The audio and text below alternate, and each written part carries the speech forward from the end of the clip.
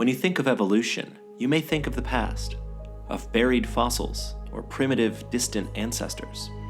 But evolution is still occurring. In fact, it's happening inside some people right now, and the results pose an enormous threat to global health.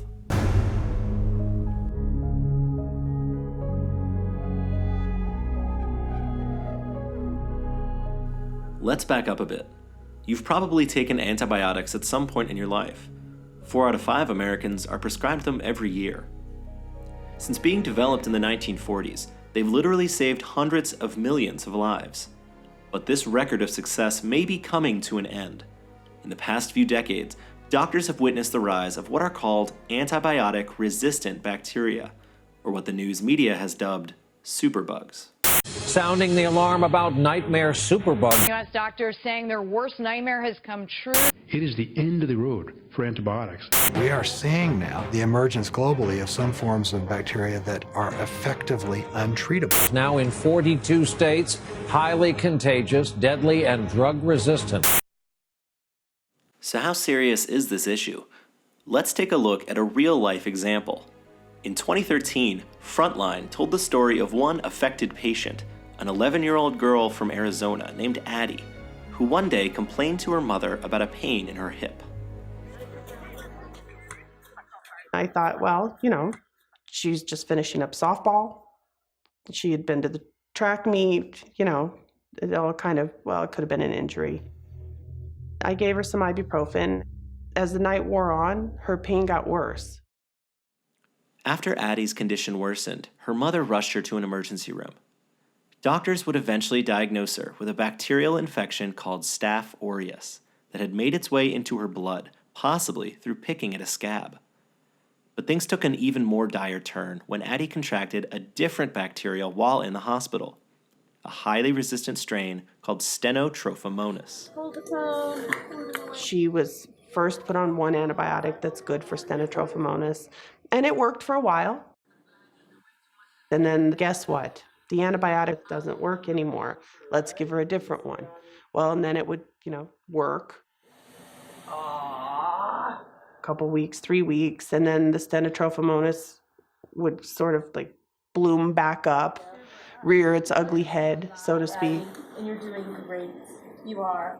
Finally, one day, they said something I never thought I would hear. The Stenotrophomonas is pan-resistant. Pan meaning resistant to everything. I had to go to her and say, I don't have options based on medical science. I've run out of options. I don't see a way out of this. Miraculously, even without more antibiotics at their disposal, doctors were able to surgically remove the infection and provide Addie with a lung transplant. While this has given her an extension on her life and allowed her to return home, most lung transplant patients do not live more than 5 years. Unfortunately, Addie's story is far from unique. The World Health Organization blamed drug-resistant bacteria for over 700,000 deaths last year, and predicts that by 2050, it could exceed 10 million. So how does this happen? How can a simple bacterium, which for decades was destroyed by antibiotics, suddenly become immune to every medicine we have? To understand this, let's look inside the human body. Your body is filled with over 100 trillion bacteria. There are more bacterial cells than human cells in your body. Most of these bacteria are harmless. Some, like lactobacillus, actually help your body digest its food. Others are dangerous, like the Staph aureus that originally infected Addie. Not only are these bacteria harmful, but they are also able to reproduce quickly, some as fast as once every 4 minutes. Luckily, most bacteria can easily be destroyed by taking antibiotics.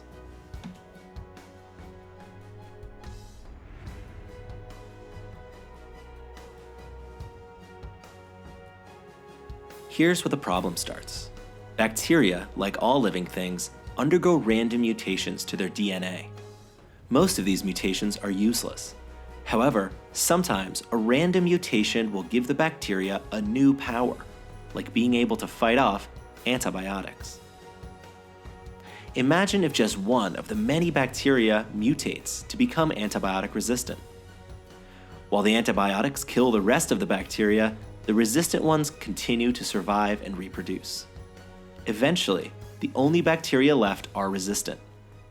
It's a microscopic version of evolution.